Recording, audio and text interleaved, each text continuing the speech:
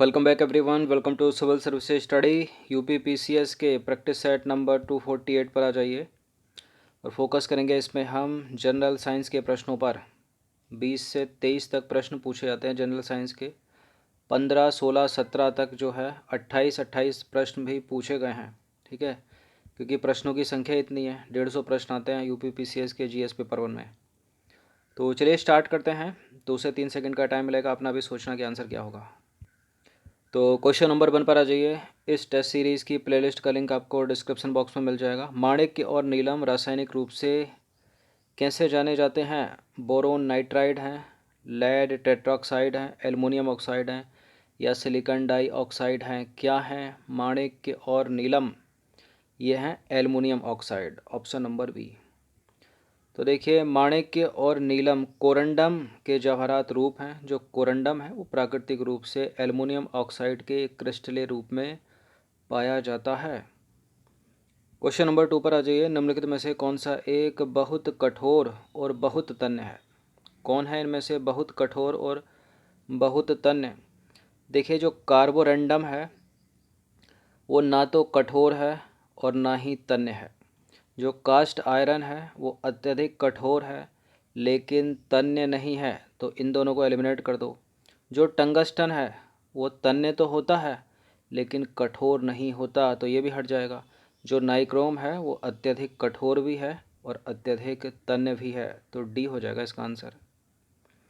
तो देखिए, Carborundum aluminium का अयस्क होने के कारण एल्युमिनियम गुणधर्म से युक्त होता है, जो कठोर और तन्य नहीं होता। बात करें कास्ट आयरन की, कास्ट आयरन कठोर तो होता है किंतु दबाव एवं भंगुर प्रवृत्ति के कारण यह तन्य नहीं होता। टंगस्टन का गलनांक बिंदु अधिक है, यह धातु जो है वो तन्य है। ठीक है, तन्य है लेकिन कठोर नहीं है। जो नाइक्रोम है वो अभंगुर होने के कारण कठोर तथा उच्च गलनांक के कारण तन्य धातु है। ठीक है, तो नाइक्रोम जो है वो कठोर भी हो गया और तन्य भी हो गया। क्वेश्चन नंबर 3 पर आ जाइए। किस धातु से बनाई मिश्र धातु को हवाई जहाज तथा रेल के डिब्बों में पुर्जों के काम में लिया जाता है? एल्युमिनियम को।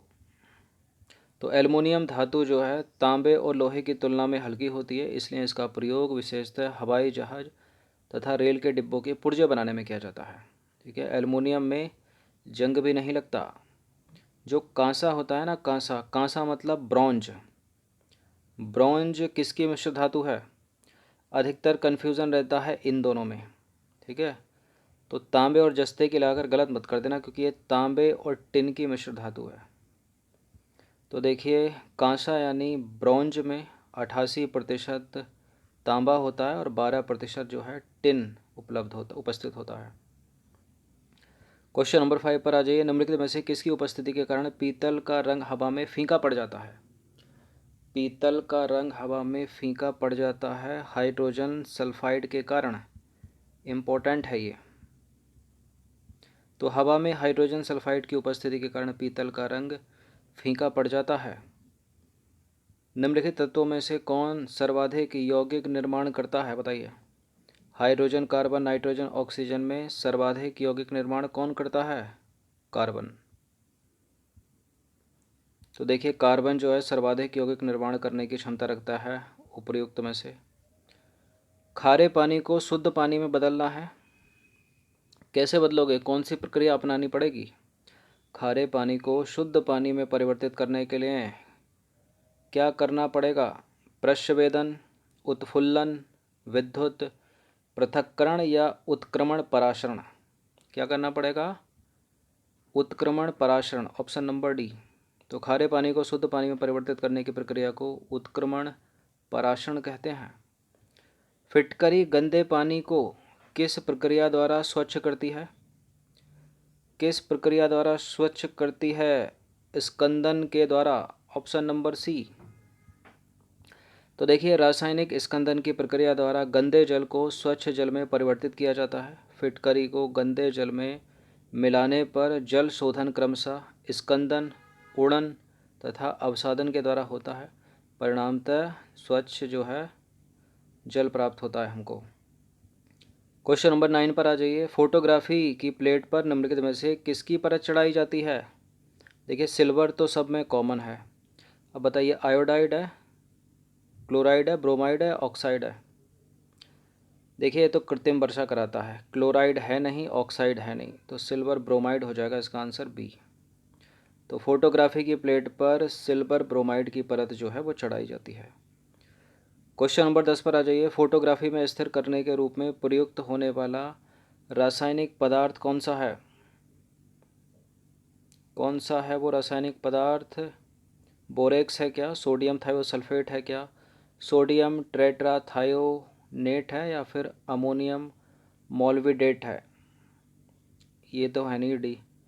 अब बताइए इन दोनों में से कौन सा है, इन तीनों में से कौन सा? फोटोग्राफी में स्थिर करने के रूप में प्रयुक्त होने वाला रासायनिक पदार्थ सोडियम थायोसल्फेट।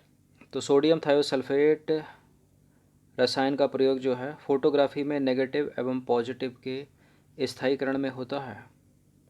जो बुलेट प्रूफ पदार्थ होते हैं ना, पदार्थ की बात हो रही है, बुलेट प्रूफ पदार्थ बनाने में निम्नलिखित में से कौन सा बहुलक प्रयुक्त होता है? बताइए।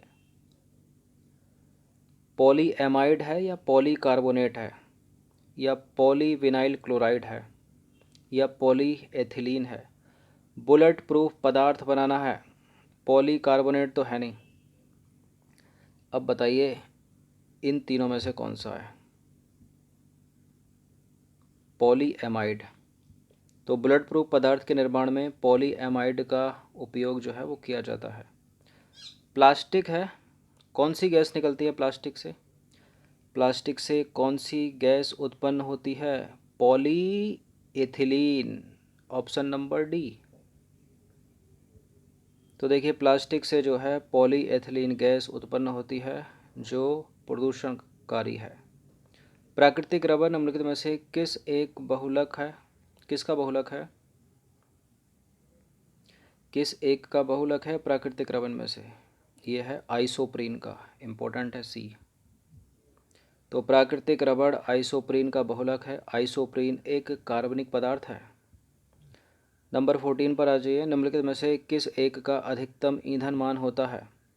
इन सब में अधिकतम ईंधन मान किसका है? गैसोलीन, प्राकृतिक गैस, चारकोल से कहीं अधिक है हाइड्रोजन का। ठीक है। तो देखिए किसी ईंधन का ऊष्मीयमान जो है ऊष्मा की वह मात्रा है जो उस ईंधन की 1 ग्राम को वायु या ऑक्सीजन में पूर्णतः जलाने के पश्चात प्राप्त होती है। सभी ईंधनों में हाइड्रोजन का ऊष्मीयमान सबसे अधिक है। हाइड्रोजन का उपयोग रॉकेट ईंधन के रूप में तथा उच्च ताप उत्पन्न करने वाले ज्वालकों में किया जाता है। क्वेश्चन नंबर 15 पर आ जाइए। अंतिम प्रश्न है, एक बायोगैस संयंत्र में निम्नलिखित में से कौन सी प्रक्रिया होती है? बहुलकीकरण, हाइड्रोजनीकरण, अपचयन या किण्वन में से कौन सी प्रक्रिया होती है? बायोगैस या गोबर गैस संयंत्र में फर्मेंटेशन होता है, किण्वन की प्रक्रिया होती है ए। तो गोबर में बहुत अधिक मात्रा में जो है ऊर्जा होती है जिसे बायोगैस संयंत्र में किण्वन प्रक्रिया के द्वारा निकाला जाता है। तो ये जनरल साइंस के 15 प्रश्न थे, इन पर एक बार नज़र डाल लीजिएगा। धन्यवाद।